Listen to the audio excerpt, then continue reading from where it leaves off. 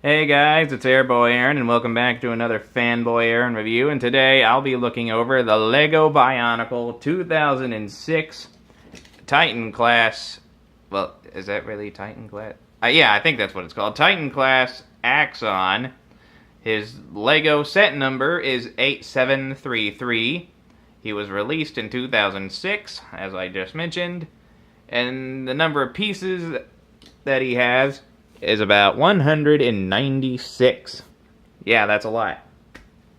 Let me give you a little background information on this guy. In the story, the god of Bionicle is called Matanui, and this guy is part of an order who's in charge of, well, I don't quite remember. They're in charge of protecting relics and information regarding Matanui.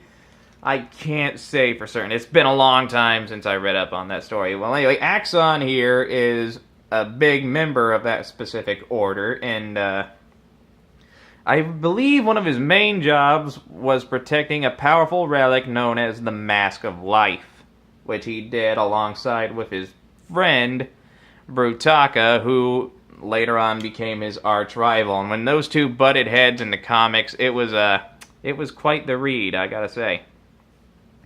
Well, anyway, let's talk about some of the good things about this set. He is a fun, interesting build. 196 pieces. Yeah, you're gonna have a fun time putting this guy together. There's a lot to work with. Another plus is this really big weapon, which makes him look absolutely menacing. Another plus is his hands. Now, correct me if I'm wrong, but I do believe Axonn is the first Bionicle figure to feature posable fingers. Granted, it's not perfect, but, you know, you can still get a... Screw you. I'm not going to say the F word. I'm trying to grow up. That's not going very well. Alright, one of the most important features of any Bionicle set is the mask, and this guy wears the Kanohi Iden, I think that's what it's called. We'll just call it that. The Kanohi Iden, the Mask of Truth. I believe it allowed the wearer to sense the deception in others, and yeah, it's not a bad-looking mask. I do like the little crest here on top. Sturdy. And this guy has a pretty interesting color scheme, consisting mainly of silver, red, and black. Now, let's talk about some of the bad things about this set.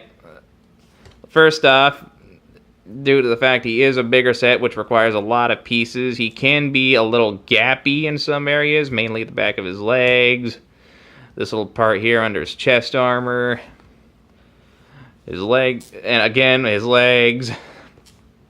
Yeah, the gaps can be an issue.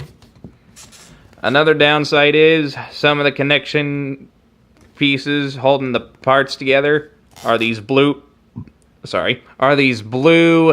eyesore pins that really they break up the color scheme, and that is not a good thing, especially for a Bionicle set. Let me just rotate him around so you can get a look at the back of the figure. Not much to talk about as far as his back is concerned. There's very bare, no armor. And another downside with the figure, due to the fact his limbs are built kind of heavily, he can't hold up an arm or leg pose. So they can be a little wobbly. It's not horrible, but it's still a bad thing. Unlike the more recent Bionicle sets released in 2015 and 2016, he does not come with any friction joints to help him hold up a pose, so yeah.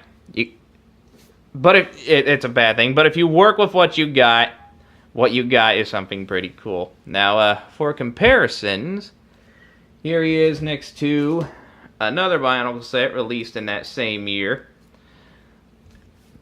Here he is next to Vizak, a Paraka. And all the Paraka are pretty much the same size, so yeah, that's pretty much his size compared to the other Paraka. Alright, and here he is next to a Toei Naika, my personal favorite Toei Naika, Jaller. As you can see, he's pretty tall, especially as you can see, Axonn is pretty short for what's considered a Titan-class figure. But even so, he still definitely has a little more bulk to him than most other Bionicle sets. Alright, here he is next to a Matoran. Please note this is not anything that's official. This is just something custom I threw together for this review. And let's be honest, this is pretty much the standard size for Matoran figures anyway. So yeah, there he is next to a Matoran. See how that looks? And just so you know how he compares with something a little more recent, here he is next to the 2015 Protector of Fire and Tahu, the Master of Fire. And as you can see, Tahu's about the same height, I think, and the Protector is, well, short.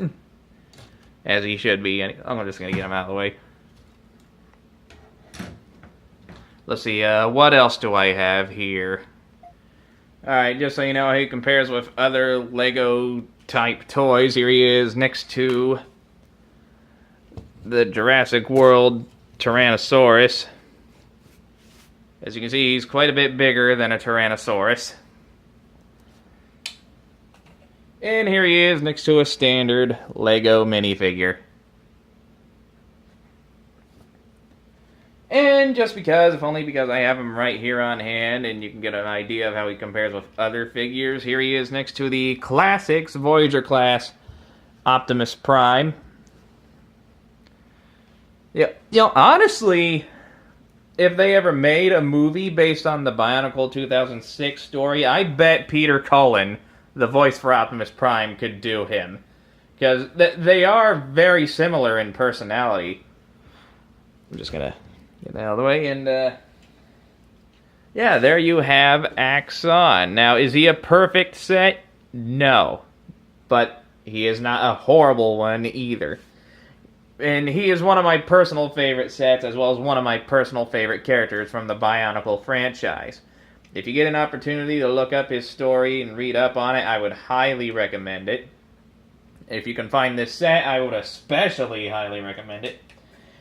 At the time it was released, I don't remember if I already said that or not, but I believe it was about $20 when it was first released.